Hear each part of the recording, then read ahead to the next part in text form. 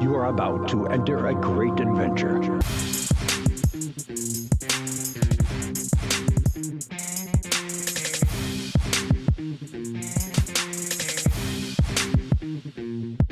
This is Starting from Gorilla. Well, it's been a big weekend, folks. And usually me and Vito and Mike, Sarge love to, kind of plan out these episodes, but I feel like it was way too big for us to do. We had to just dive right in and go live with you guys and give our reactions to what happened at Elimination Chamber. So, welcome back to another episode of SFG. I'm Mikey Cash. Next to me is Big Vito, and next to us tonight is one of our great friends, great friend of the pod, Sarge Riley. Mike, great to have you back with us, dude. Thank you, guys. Great to be with you, and looking forward to talking some wrestling. My gosh, I'm telling you, we didn't think that the road to WrestleMania could get any crazier, but then last night happened. And I'm not talking about Travis Scott. I'm talking about the fact that John Cena actually ended up turning heel for the first time really in his career. I know he's had some runs before he was the John Cena we all know and loved. This is a huge moment in wrestling, wouldn't you say, Mike? Absolutely, absolutely. I'm sorry, I got delayed there for a second. Huge moment in wrestling, guys, and this is right up there, in my opinion, with the Hogan turn, Bash of the Beach in 1996. It's right up there. It's right up there with Vince McMahon turning on Bret Hart, the Montreal Screwjob. It's all of those big heel turns, and it's just something that was totally unexpected. And I brought up the Hogan thing. That was in the advent of social media. So they kept that super tight-lipped, sealed. And did you guys watch Triple H's press conference? Sure Okay. did. Yeah. Okay. So Triple H made reference saying, "Hey guys, I've got it here." And he told everyone in the truck it was a small circle. And that's not an easy thing to do, to keep a secret in 2025. We know that.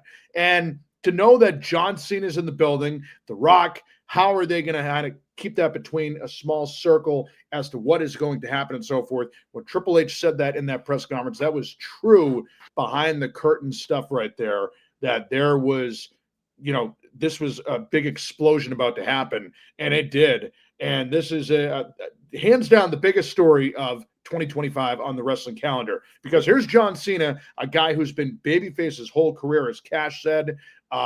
And he has just always been the charitable guy doing the Make-A-Wish. And, here he is on the Go Home tour, the farewell tour, where you think he's going to go around city to city and being the happy guy, thankful and so forth. But to see this, wow, not on my bingo card. I don't know about you guys. No, I was saying this to Cash last night. Think about this, right? I was watching when when John Cena announced his retirement in July last year in Toronto. I was watching, and then his last couple matches, I'm watching it, and he just seems very frail. I don't know, it was over the top, very frail, and I'm like, man, this guy's got no gas in the tank. But he's only 44, right?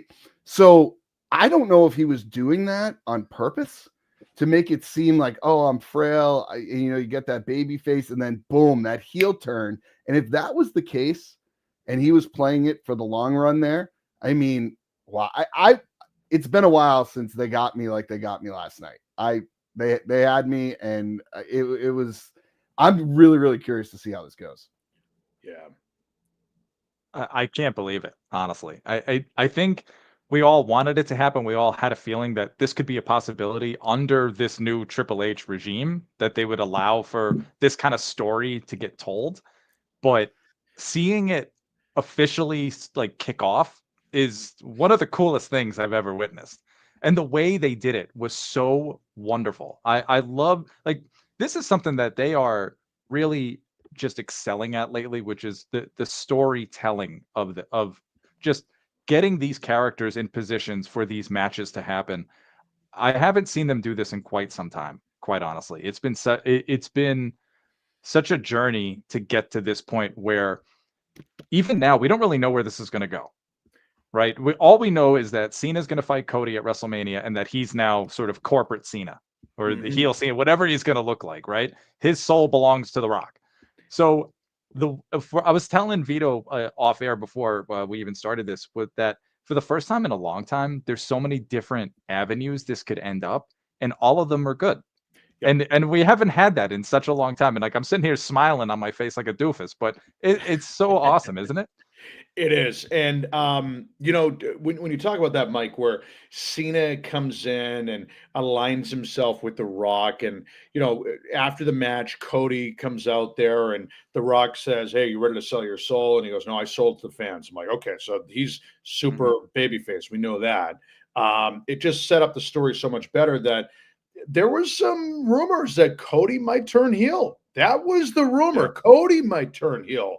But just to set it up like that, when The Rock does that underneath his chin, right there with Cena and the turn, it just gives you so much opportunity. You're right. I have a theory on WrestleMania. May I share with you guys? Yeah. So so you know the old saying, history seems to repeat itself, right? Yeah. And I think we're seeing. Exactly, yes. So keep that in mind for just a moment, and also bookend. Okay, John Cena. I think you guys said it here at the beginning of his career. Sort of a heel, not a super heel, but just kind of like a goof. But it wasn't over. Just was not over, right? And then he started to get over with the chain gang, and still, I don't know. He just was not that baby face that we knew for John Cena for the majority of his career, 9/10 of his career, right? I look at that as a heel. So then you come to the 20 years in between, does everything, and now here we are at the bookend of it, heel. So heel at the beginning, good guy, heel. Now, history repeats itself. You ready? Last year, WrestleMania, 2 nights. It was a tag team match to close out night 1. I think we're on pace for that again, gentlemen. I think we are on pace for that again. The Rock and John Cena. Cody, who's Cody's tag team partner? You ready? Roman Reigns. You got it. You got it. You got it. And then you get night 2 to close out Cody, John Cena, and then you finally get The Rock and Roman Reigns. It happens. Okay. So I just look at the parallels where Cody and Roman teamed up together last year. And if you remember, The Rock did say to him, he questioned, "What are you doing this for?" I think Roman's going to go to his aid. And that just gives you so much possibility right here with Cody and Roman to team up for WrestleMania. Because like going into this last night, I'm like, I'm good on The Rock. I'm good. What are we doing? Now it's like I'm in. So, right? They got me hook, line, and sinker here, guys. Yeah, listen, there's so many ways they can go with this. I feel like I had WrestleMania planned out in my head, and it could have gone a few different ways. Now I'm thinking about it, and there's so many different things they can do. Let me throw this one out to you. And Mikey knows I like to vary off the beaten path a little bit here. How about this? What if The Rock, Cena, and you throw in a heel Hulk Hogan? Oh. So wait, The What? Rock? What? Oh, so a triple threat? No, Hogan's not going to wrestle, but you put them all together. Think about that. Think about that stable. The Rock, like 3 of the most iconic wrestlers of all time, right? You got heel Rock, heel Hogan, and heel Cena. Like, I don't know. I just they have this partnership with Hogan, and I'm just throwing it out there. And he's booed out of the building everywhere he goes. How else do you get the crowd to turn around on him? I don't know. Look at January 6th, the first Raw. He got absolutely booed out. I mean, let's call a spade here. Hulk Hogan promoted Donald Trump, okay? They were in Los Angeles, the heart of liberal America. Total worst place to be for Hulk Hogan. No hiding behind that. Hollywood, very left wing. I think that was a perfect spot to get booed. But yeah, you could totally go off of that Hogan NWO. Would it make money? Absolutely. And how many times are you going to be able to see that? I don't know. Listen, I like it. Way off the tracks. I just happen to be thinking about it. Am I the only one that's not taking the crazy pills here? Because it's a terrible idea. Why would you, from a PR standpoint, that'd be terrible to have Hogan on the trail like that. That going into a WrestleMania where you want to economically be a boost to whatever town you're going into. I don't know if that would work in their favor. Maybe from a Well- storyline standpoint, yes, I think he'll get a ton of heat. It- But I think there's a lot that's going to come along with having Hogan on TV all the time. And with everything going on right now, I don't know if they want that kind of heat, especially since they are now legitimately catering every Monday to a global audience on Netflix. Do you really want Right. Hogan on there? Well, I don't yeah, know. I don't and, think. well, and here's the thing: do you really want him? Yeah, like Cash is yes. Do you need him? No, you don't, because No, you're you don't. you're less than 50 days away from WrestleMania now. It's like, do you really need him? No. They can carry their own. John Cena's a big enough star. The Rock is obviously a big enough star. Absolutely. See how much money he made in 2024? $84 million. You kidding me?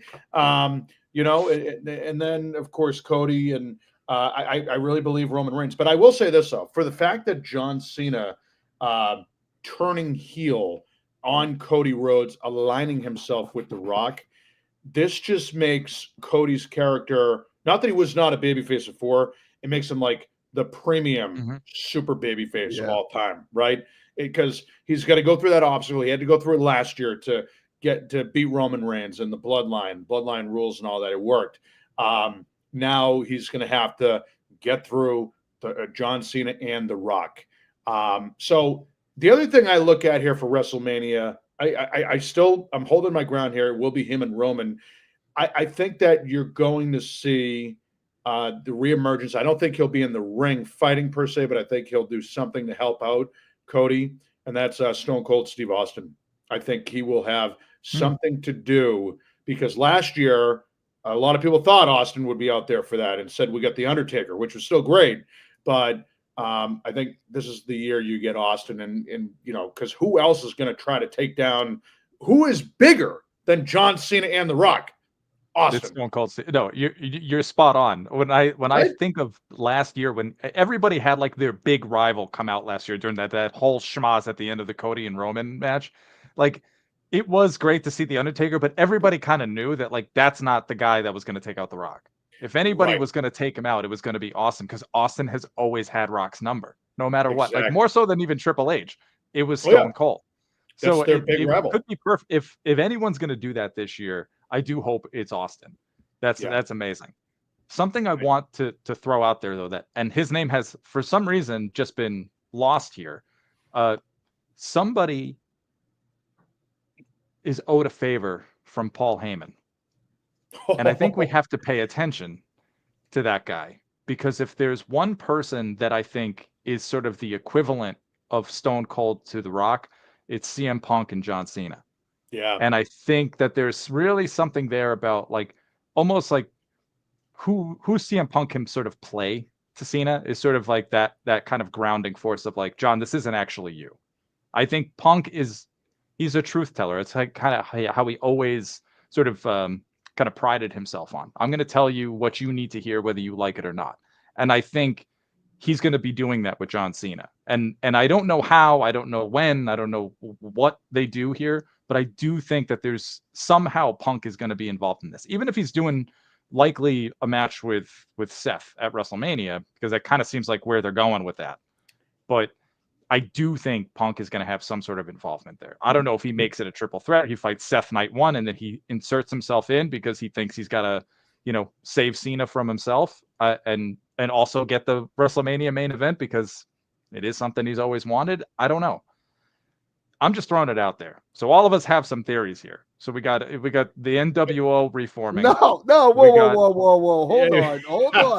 Hold on. No. I don't think that's going to happen. Number one, I just wanted to throw it out there. You don't want NWO Cena from the Wyatt Funhouse? Oh, God. The Funhouse match? You know what? Maybe. Listen, somebody actually that's not from me. That's actually from Constantine. So shout out to Constantine. That was his idea. Yeah, I don't know. Listen, though, there's a lot that can happen. I originally thought that Cena, like when it came down to Cena last night in the Elimination Chamber, and it was Cena and Cody. Yeah. I thought for sure Cena would win, and then somehow would say, "Listen, Punk, years ago, you deserve to be in the WrestleMania main event. I'm going to bring you in, and you're going to fight with me and Cody in the main event in a triple threat match." And it would have brought everything full circle. Obviously, that's out the window, right? Yeah, right. That's out the window. Yeah. And all of my ideas just got blown up. So I don't know. Maybe Andre the Giant will come back too. Who knows? Yeah. Well, it's funny you said that, because I thought 24 hours ago, going into the Elimination Chamber, my prediction was that CM Punk was going to win the Chamber. Okay. And, Cena he didn't win the Royal Rumble. He declared he was in for the Elimination Chamber, still trying to get to the top there. And, the chase, if you will. Okay. Still wasn't working. And I think he would have been an easy way to get himself into the main event of WrestleMania. So to your point there with CM Punk being involved somehow, that's what I thought it would have been, a triple threat. Cena, Punk, and Cody. Do you get Punk in there again? But the thing is with WWE, it's a good problem for them. They have a lot of star power. There's a lot of it, so with CM Punk, him and Seth, him and Drew, those guys right there. Drew McIntyre is kind of left out right now. Okay. This is too big a story here with Cena and Cody and The Rock involved now. So I think that CM Punk chase is for a different time. I think they want to really highlight the John Cena effect. Maybe you get CM Punk and John Cena for Cena's retirement match. That could be something. Yeah, maybe. Yeah. All right. So we talked about obviously the biggest part of the night, and we can get back to this, but let's go through the rest of the Chamber matches, because honestly, I went into watching this pay-per-view, and I kind of got a little bit of a cheat code here on the press conference when Triple H, someone asked him, they said, hey, why don't you do more? Are we getting to a point where all the PLEs are going to be in a stadium? And he goes, no, when we have a significant PLE, it's going to be in a stadium. So to me, that's stating anytime you get a regular PLE that's in a stadium, expect it to be a hell of a show, right? But the rest of this card was stacked, and the show was probably one of the better pay-per-views.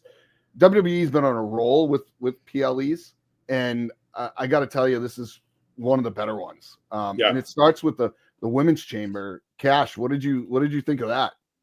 I mean, that thing started off hot. I mean, this whole night started off hot. As soon as the match was about to begin, Jade's music hits, and Liv like nearly shit a brick. Like Liv was like, "Oh man, she's coming for me," and then the swerve to us all, she comes and beats the hell out of Naomi. I mean, just hands her an ass whooping I haven't seen in a while. And I found myself wondering, is it really Naomi that did it?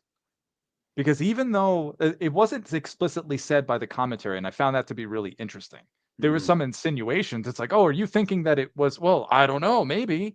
So there was a lot of that, like very vague, very ambiguous. Like they're not going to give us all this information yet. But something that I wanted to credit, her name is Stephanie Hypes, and she does a lot of wrestling coverage, but she posted a video on X that I thought was really cool. Because when you look at the video, it's showing Jade and Naomi when Jade's music hits. And what you see is two things that are really interesting to me. One, as soon as the music hits, you see Bianca looking at the entranceway, and she starts taking off her gear, like she's preparing for a fight. And in my head, I'm thinking, well, if you didn't have anything to do with this, what are you preparing for a fight for? Why would you immediately have that reaction to your tag team partner coming back out? And then there was another piece where Naomi had like this weird glance back with her. And I was like, oh, that's interesting.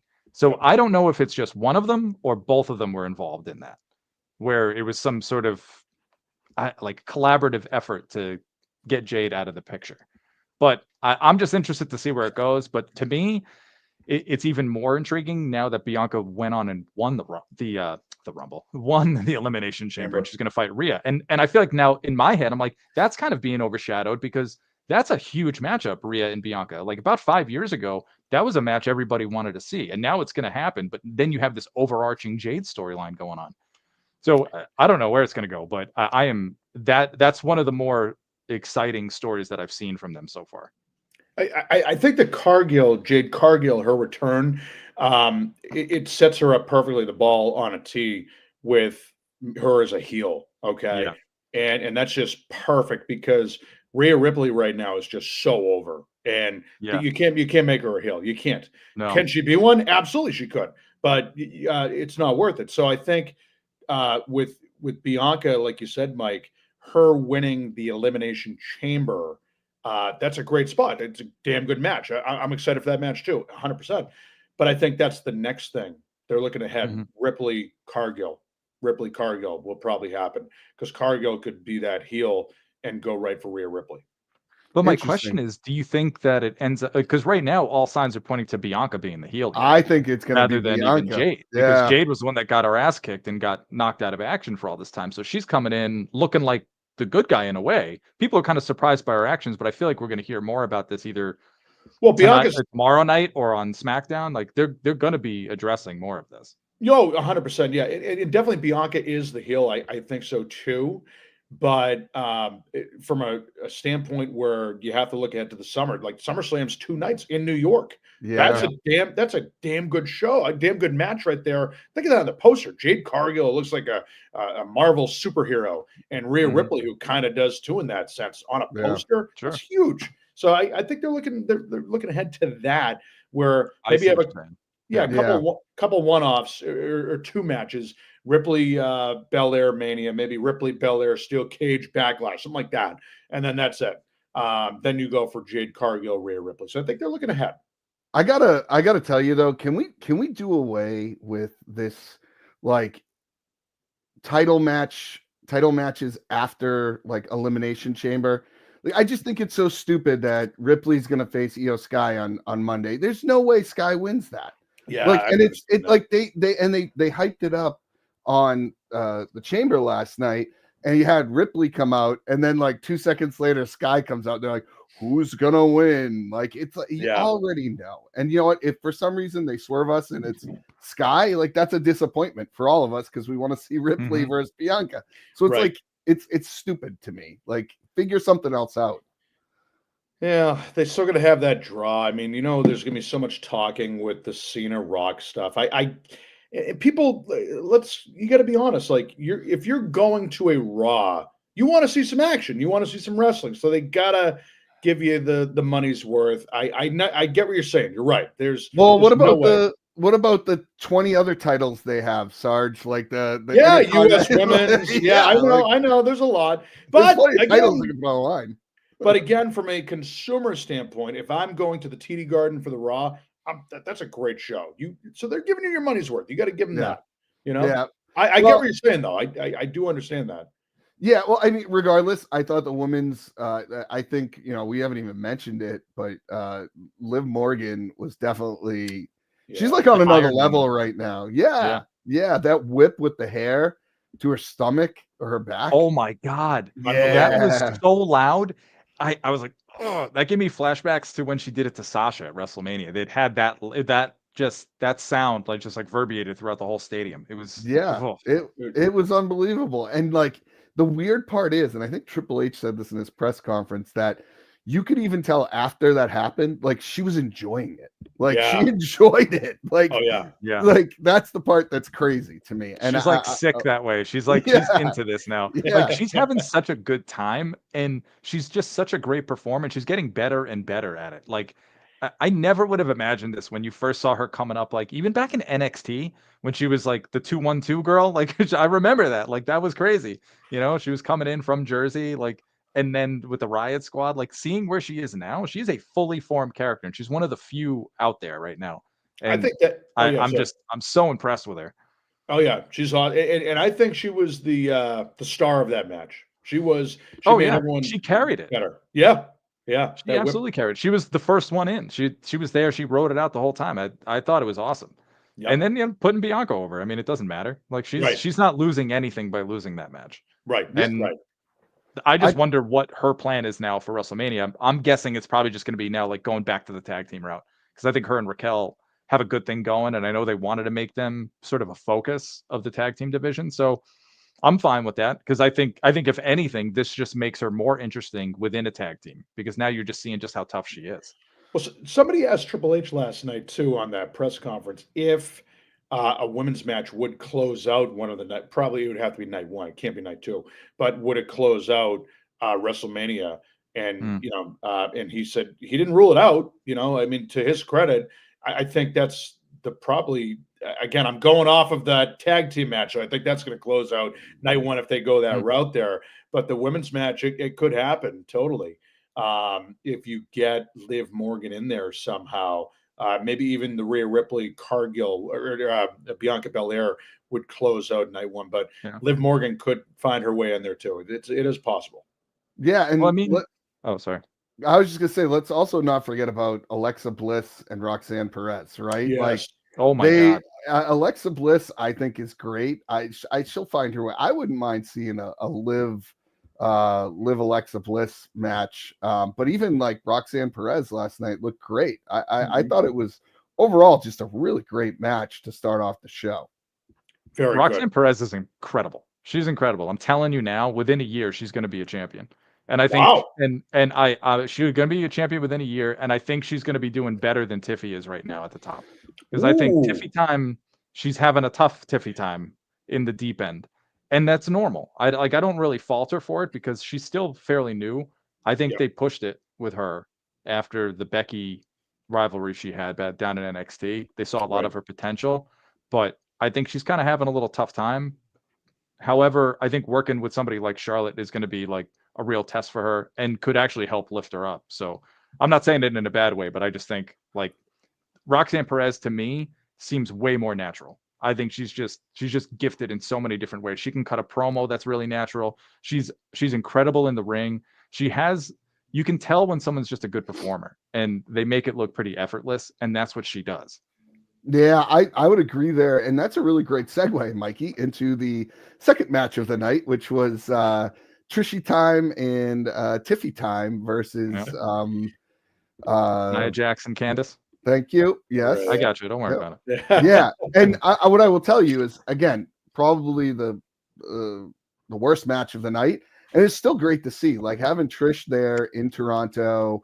Trish looks great, you know. And I thought it was great. And I think Mikey brought up a good point to me that, having her alongside Tiffany is a really great way to help boost Tiffany, where she's struggling on the mic in this lead role.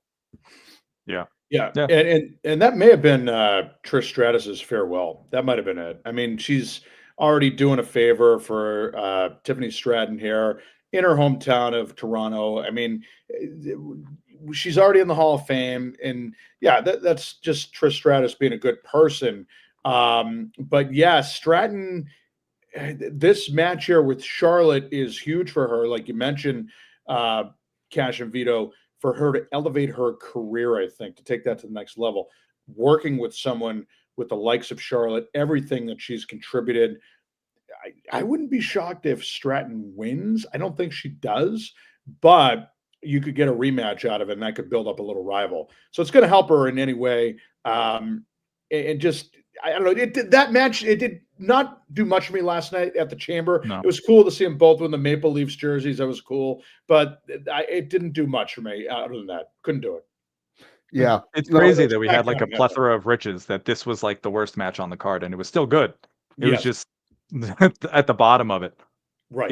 I think I don't think that Trish is done. I think she'll do a couple more of these little one-offs because I believe that this women's division is just so stacked. There's no way that she's not looking at that and chomping at the bit to like just chop it up with a couple of them, even if that is Tiffany down the line. I don't know, but I think that'll happen here and there because I think with what you were saying, Vito, about Triple H wanting to put some of these other significant PLEs in a stadium, well, you're going to need some star power for that. And what's better than having a Hall of Famer, the caliber of Trish Stratus, come in for a one-off match, especially if you're doing 2 nights. You got a lot of match card to work with.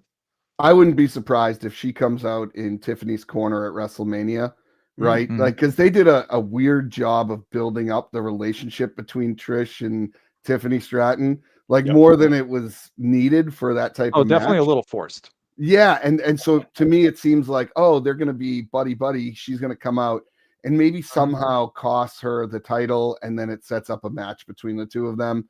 maybe not intentionally, right?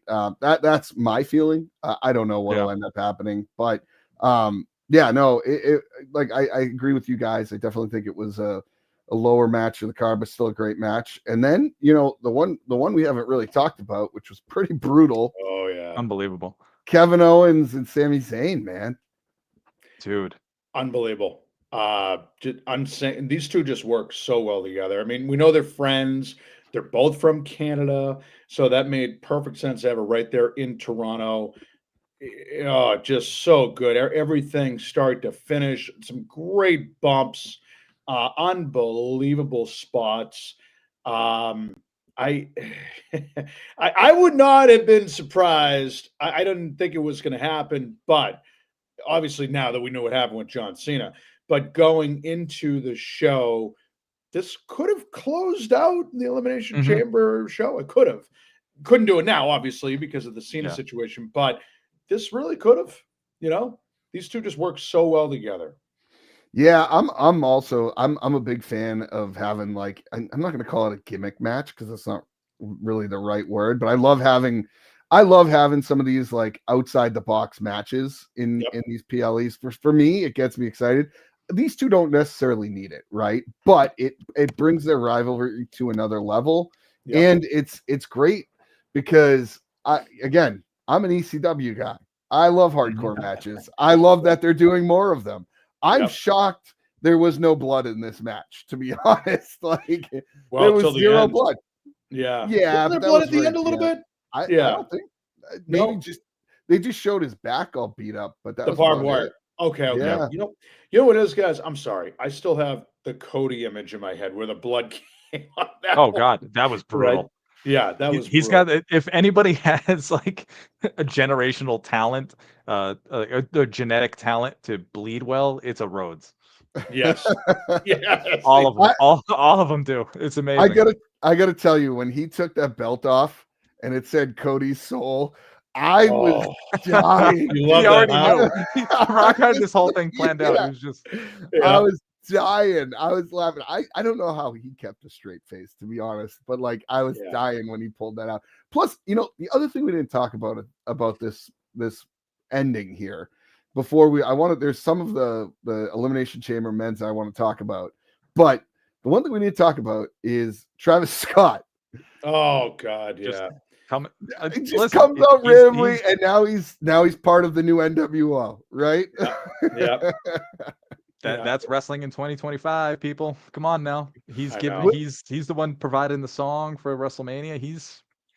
It makes perfect sense. It makes perfect sense why Rock would walk out with him. Well, was he smoking a blunt in the ring? Oh, he absolutely was. It was not staged. They kept calling it staged. It was weird. I was like, he's smoking a blunt in the middle of the ring. I think they were worried about some sort of like probably some sort of like censorship of some kind, so they kept saying sage. They probably didn't want to like straight up say, "Oh, he's smoking a joint," you know, like, because didn't that happen? That happened when Jey Uso came out, and was it with Travis Scott too, or was it somebody else that they were also Travis smoking a blunt? But Jay was like, "Yeah, he didn't give it to me. You know, I was working." So, but I think there's there's like different rules now with the streaming service. I mean, the announcers are swearing for crying out loud. It's like, whoa, you know. And I try to treat this podcast, you know, also being a teacher of my full-time job, tell my students any show you're on, treat it as if it's the FCC, no swearing. So just, you know, and that's fine if you do it, I don't care. But I just try to do that. But they're doing that on the streaming stuff. You can get away with that. It's non-sanctioned by the FCC, so it's okay.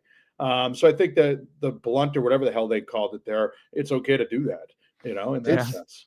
It is interesting because, you know, if you don't do it a lot, but you do it, it's kind of like the bleeding spots, right? Yes. If you don't overdo it, it means more. Like when Cody came out and gave the big FU to The Rock, right? Like it felt like it meant more because it's not something like if you were to watch ECW back in the day, they were using F-bombs all the time, right? And it just that to me just seemed trashy. Right.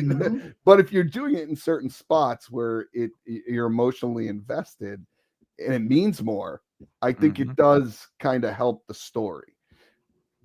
Absolutely does. Yeah, it's more impactful. And like you said, also same thing with the blood. Like the blood, I feel like they're being more intentional about saving it for certain spots, which is maybe why we didn't see it for the unsanctioned match but we did see it for this because even in the chamber, I mean, Probably right. nobody really bled in the chamber, and I thought for sure that Naomi was going to bleed when she was getting her ass kicked, and I was like, oh, this is going to be intense. But then she didn't. Like, I thought she had like her head down in the corner. I was like, oh, is she like cutting? And no, nothing. So to me, I think that leads me to believe they're being way more intentional about when you're going to do it, make it impactful. Yes, give that wow Agreed. effect. Yeah, Agreed. yeah. You don't have to do it every night, the whole 9 yards. You know, and I know you guys were talking before with the Elimination Chamber of this. The expectations were not really big, and again, the big story. You had a lot of good undercard matches, and Randy Orton returned. We were talking about that before we came on the air. Orton returns too. Everyone forgot about that.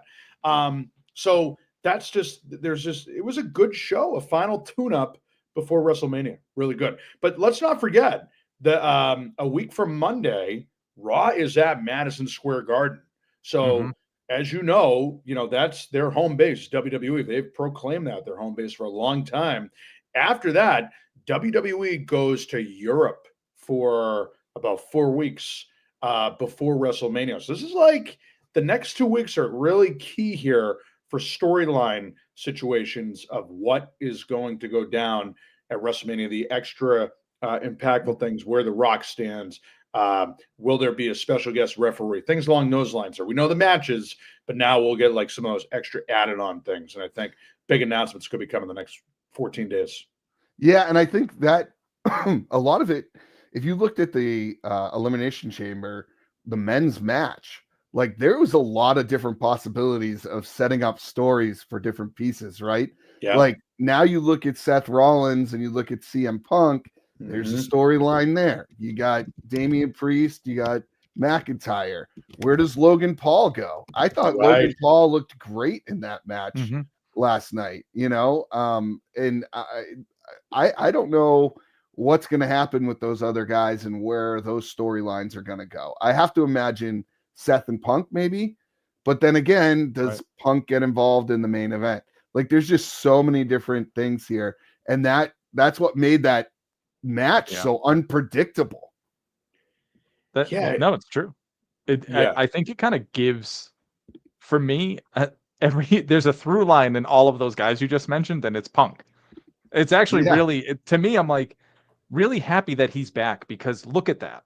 Look at how he is sort of seamlessly just in all of these little like tiffs with all of these different guys. So there's so many options where he could go, which makes it unpredictable, but in the best way. I'm just wanted to note that. I just think that's awesome. Well, and also, didn't CM Punk say when he came back that he always wanted a main event at WrestleMania? Didn't he say that? That's the whole thing. It's not looking right now. To get him in there. If you're going to have a favor from anybody to get you in there, Paul Heyman's a nice guy to have in your back pocket. Exactly. But again, WWE, they're in the business of telling stories. So this, what's unfortunate for CM Punk this year is that the big story is that John Cena is retiring, and this is his last WrestleMania. That's the thing that's going to hurt him on that. But I think you have a whole year to tell CM Punk how he can get to the top, and you have him main event WrestleMania next year. Because last year he tore his triceps in the Royal Rumble out. Had to rehab and get back into it. It's not going to main event right now. As of now, a lot can change. But I think you could build up that story to get him in the main event next year. So it's I just always think, like, Mike, if you look at Punk, has he ever struck you as a patient guy? No, but he's also made it clear that he's back in WWE to make money, and he's there. He wants to be happy, which he is. I just think he's more disciplined now in WWE because AEW, look at that circus that went down there in Chicago, that stupid press conference there. That was crazy. Well, he had the clown show running the operation there. And now I think he knows that's the thing with WWE. Like Triple H, he'll make a deal with you. He'll give you a deal. It may not be for a while, but you'll get the deal done. And I think he's patient now. So I would not be surprised if we're about a year out on CM Punk. And it sounds like, with Triple H at the helm, he's doing a better job of listening to the wrestlers, right? And at least taking their input and then giving them a reason of, hey, we're not going to do that. Here's what we're going to do. Yes. You're never going to make everybody happy. But I think at least if you're doing that, you're giving them a voice and they feel listened to and they feel like, okay, well, here's the direction they're going to go. I don't think it was traditionally obviously that way with Vince McMahon. So No. that's a positive, and you can tell people are happy. And I like the way he's doing it. I mean, you said it earlier, Sarge, like, Yeah. he's not just going to make a main event to make a main event. He wants people to work for it. Like, if you Right. want to be in that main event, get that pop, be the intriguing storyline.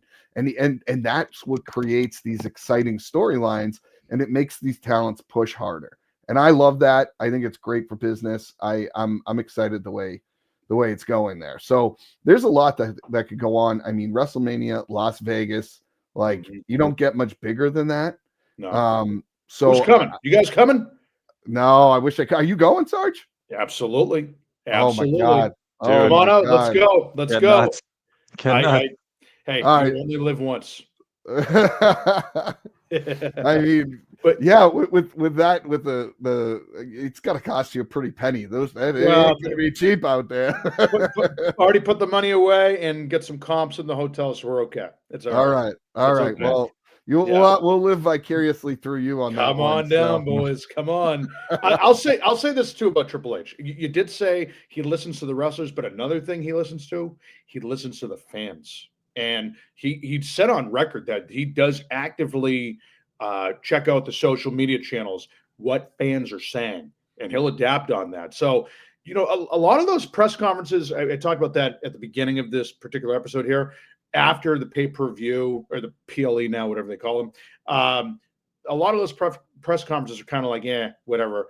And I'm like, no, this is a big one to watch last night. You got a lot of inside baseball with Triple H last night, saying that, all the stuff that he said, I'm taking over, and John Cena, like, if you read through the lines, he did say in so many words, Cena always wanted to be the heel, and he goes, we owe that to him. Kind of like what Stone Cold Steve Austin, WrestleMania 17, always wanted to be that heel, and we owe it to him. Vince said that. He said, we owe it to Austin. If he wants it, he can do it. So I think that's the same mindset here.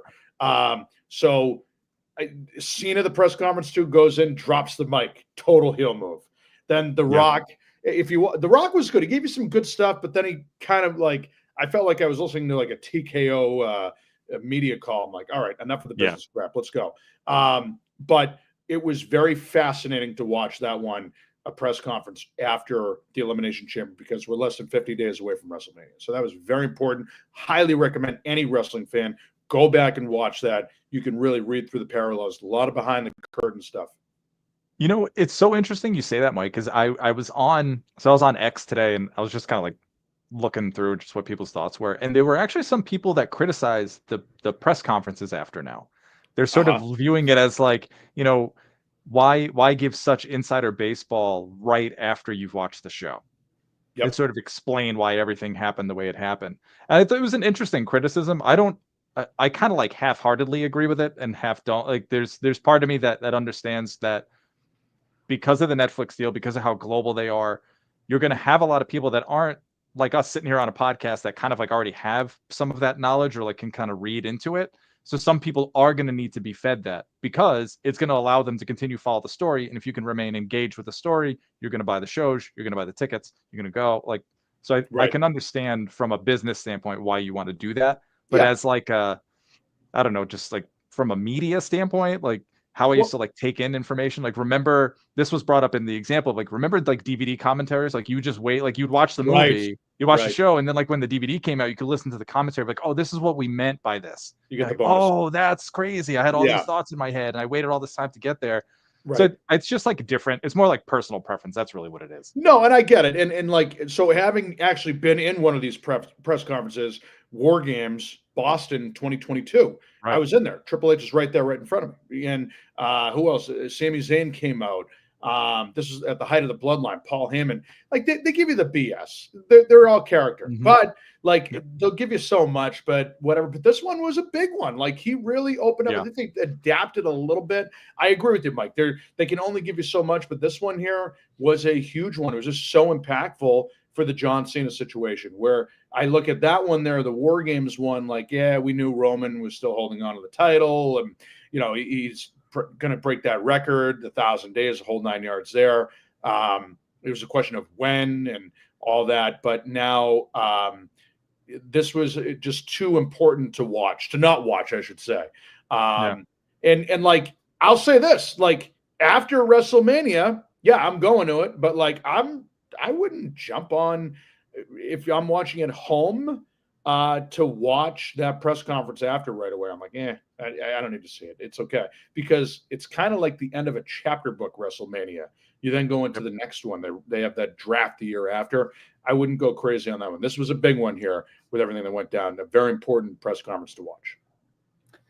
Yeah, no, I agree with you guys on that. I enjoy the press conferences, and I do like how they kind of mix in the real talk versus the character. Like, obviously, Cena comes out, drops the mic, and they do that a lot, and I like that because it's unpredictable. You don't know what you're going to get.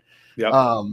But, you know, all things aside, I know we're going to wrap up here in a minute. You know, all of this great stuff with WrestleMania, Elimination Chamber is fantastic, but there's some other stuff going on down in NXT. We had the Hardy Boys return on NXT. Right. We got Ricky Saints. You know, Ricky Saints coming, you know, he's on there like, and you got Evolve now coming out on Tubi, which is going to be interesting. And you have the LFG. That's a good show. That's good. It's very interesting. I've enjoyed that. Yeah, very. That's like their best version of Tough Enough. Yes. Yeah.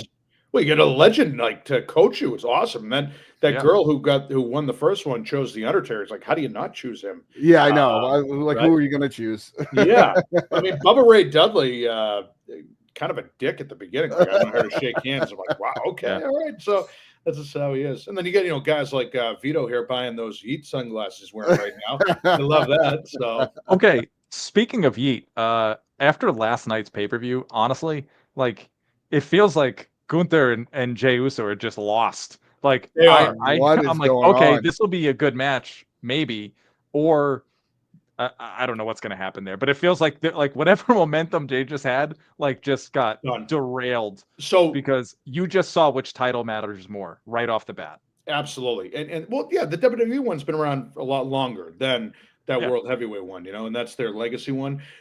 I just think that, you're right, Mike. That has, sorry, I sound like Maz now. You're right, Mike. The whole thing with that match there, you can't have it in the middle of a show. It probably has to open WrestleMania. It's got it because it ain't going to main event. No, hell no. I mean, I feel bad for main event Jey Uso, but he will not main event. I'm sorry, but listen, I like Jey Uso. What the hell is he winning the Royal Rumble for? Why? What are we doing? I get it. He sells the merch. Vito buys his sunglasses. He's all happy about that. It just doesn't work. I'm sorry. No. Hey, he's got the. You are no Yeet, is what you're saying. Never were. Okay. Never was. Never will be. No. Yeah. I'm like a Yeet and a half. You know. Yeah. Like a Yeet and a half.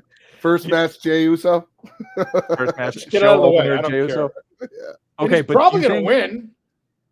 I don't know. I don't think so. What if they have like a Lesnar Cena thing from like way back when it's just like he just the Royal Rumble, beats the shit out of Jey Uso and then just wins? I don't know. I mean, that would be... man, crazier things have happened. Wrestling is wild right now. So you don't know what we don't know what they're gonna do. Yeah, Vito's I know. prediction could end up coming true. Yeah, but I think if you're gonna start the show off so hot like that, you see everyone yeet. Well, you have to. You gotta. You can't have it. I think it will open because you're right. It'll get the crowd going, right? The crowd's going to be fired up with the Yeeting, right? You're going to get Pat McAfee and Michael Cole on that desk. Yeeting. Yeah. Oh, they're going to get them early on in the show. Yeah. With all the energy. I mean, interesting. One of my favorite non-sporting event days of the year without, being played per se for what it is Selection Sunday. When you have all of the March Madness teams, what teams are in the bubble. It's 2 weeks from today. Matter of fact, I love the month of March. It's great. It's just like out of this winter blues and so forth. WrestleMania, here we are. But what I really St. Patrick's Day, baby. But what I also really like too about that with WrestleMania is the day they announce the matches, what night they are. And that's very underappreciated. It's like, okay, now you can really fantasy book out who's going to win and where the storyline is going to go. That's also very underrated. So we talk about that with Uso and Gunther possibly opening. Watch for that day when that is released. The order of the matches, what's going to open, close, and be in the middle. Right. We got a lot of time too. A lot of buildup. It's only March 2nd, so we have a ton of time to build towards WrestleMania. And so you don't know what matches might end up kind of flipping and getting hotter as it goes on. Like now that you kind of have, the destination, who the players are now, Yeah. it'll be very interesting to see. And for me, my hope is we get more traction with now the women's world championship match. Yes. And let's see what happens with Charlotte. Like I wouldn't put it past them to give Charlotte another main event. Yeah. And I'll say that it is Charlotte. Yeah, 100%. And I know you guys want to wrap it up, but I'll just say this real quick. I from being a Rhea Ripley fan, I'm so glad that it's not Charlotte Ripley. I'd be on the edge of my seat the whole time, like, oh no, I want Ripley. I want her to win. I could totally see Charlotte winning that against Ripley. I hate to say it.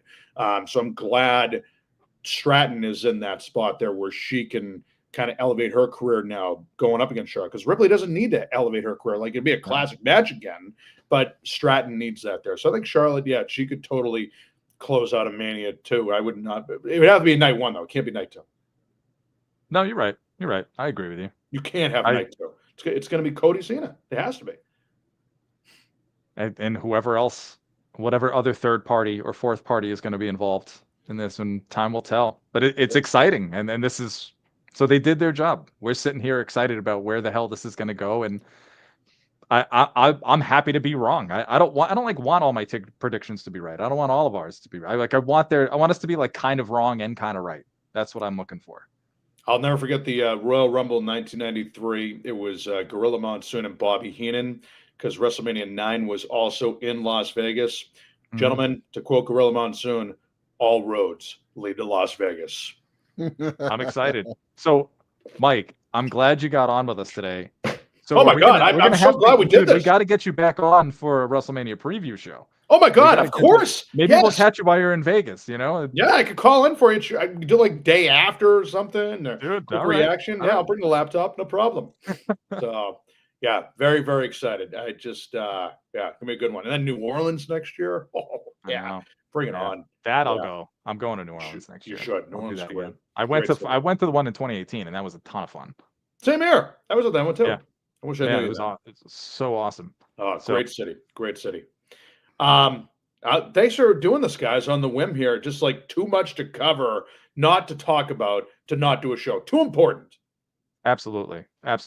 Vito, any closing thoughts? No, I think we hit it all pretty good. Sarge, always a pleasure to have you on. You're welcome anytime. I know you got that busy schedule over there, but we'll take you when we get you. We actually had our Revolution home opener last night, so we're streaming the Elimination Chamber on someone's iPad. And as I'm leaving the stadium, the Rock comes out, and I'm like, okay, I had it on the Bluetooth on my car, and I've listened to it the whole way home. I'm like, this is crazy. Couldn't believe it. Should have put it on the big screen. No, I was already in the car. I know. I was already in the truck by the time he was happening. I would have definitely put it on the big screen. They were great. But it was unbelievable. It was just really cool. I had to see it live in the moment, and then jump right to that press conference. So one of the maybe the biggest wrestling story in the last 10 years. I can see it. Maybe 20. I'll say. I'll go a little further. How's that? So unbelievably impactful, for sure. Huge. Yeah. So well, I feel like we got it all out. We had to. This was all like just bubbling over from last night. So I'm glad we used this for that. You got it. Yeah, it's a Sunday fun day. Rock and roll, boys. Hell yeah. So, well, everybody that was able to come on and be able to join us for today's talk, really hope you enjoyed it. We're going to be releasing this in podcast form too. So for other folks that might have missed it, you'll be able to listen to this and hopefully enjoy our conversation. Check us out on all of our social media. You can find us on our website. And we got more shows coming your way. I mean, with WrestleMania season now in full swing, and it is more exciting now than ever, we got a lot more coming. So keep your eye on those feeds, and take care of each other, and keep on strutting, jabronis.